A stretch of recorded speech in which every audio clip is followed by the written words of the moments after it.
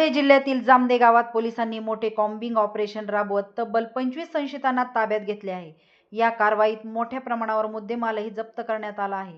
साक्री तालुक्यातील जामदे येथे धुळे पोलिसांनी ऑपरेशन क्लीन अंतर्गत मेगा कॉम्बिंग ड्राईव्ह राबवला. 17 पोलीस अधिकारी आणि अंमलदारांच्या पथकाने संशयितांच्या घरांवर एकाच वेळी धाडी टाकून 25 जणांना ताब्यात घेतले. कारवाई दरम्यान सोने चांदीचे दागिने, मोबाईल, लॅपटॉप, दुचाकी, चारचाकी वाहने आणि इतर मुद्देमाल जप्त करण्यात आला. चोऱ्या, दरोडे आणि चोरीच्या मालाची विल्हेवाट लावणाऱ्या टोळ्यांविरोधात ही कारवाई करण्यात आल्याची माहिती पोलिसांनी दिली. या मेगा कारवाईमुळे परिसरातील गुन्हेगारीवर मोठा आळा बसण्याची अपेक्षा व्यक्त केली जात आहे. प्रतिनिधी चंद्रशेखर अहिररावसह धुळे.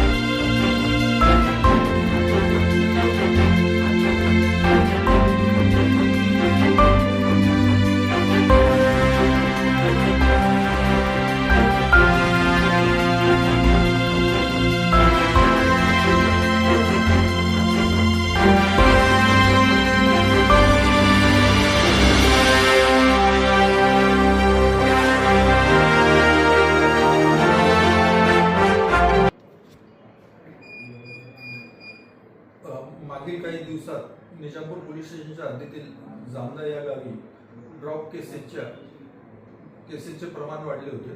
त्या अनुषंगाने पोलीस स्टेशनला दरोड्याचे 2 गुन्हे दाखल करण्यात आलेले होते.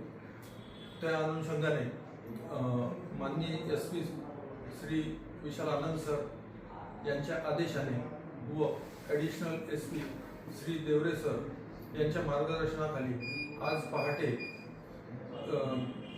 2 वाजेपासून तर सकाळी उशिरापर्यंत जामदा या गावी कोम्बिंग ऑपरेशन केले.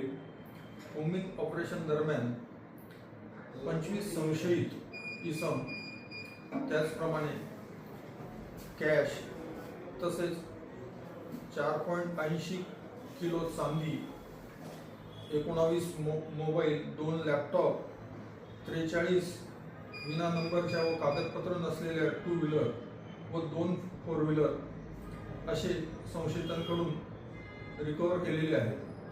या कारवाईत माझ्यासह LCB PI श्री वारे, साक्री पोलीस स्टेशनचे वळवी साहेब, तालुका पोलीस स्टेशनचे धनंजय पाटील, मोहाडी पोलीस स्टेशनचे PI, त्याचप्रमाणे शिंदखेडा पोलीस स्टेशनचे API मयूर भांबरे, निजामपूर पोलीस स्टेशनचे API बर्गे व पिंपळनेर पोलीस स्टेशनचे सहारे अशांनी व त्यांच्या स्टाफने, त्याचप्रमाणे RCP व मुख्यालयाकडील कर्मचारी यांनी सहभाग घेतला. सदरचे कोम्बिंग ऑपरेशन हे अत्यंत यशस्वी झालेले आहे.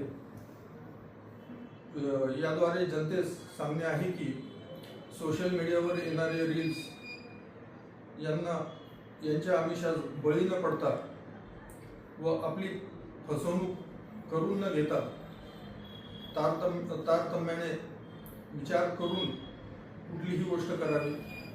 जर यापूर्वी देखील कोण्या इसमाचा अशा प्रकारे फसवणूक झाली असेल तर त्यांनी निजामपूर पोलीस स्टेशनशी संपर्क साधावा.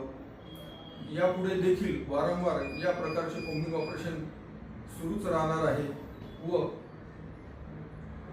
हे ड्रॉप केसेसचा संपूर्ण नायनाट करण्यात येणार आहे.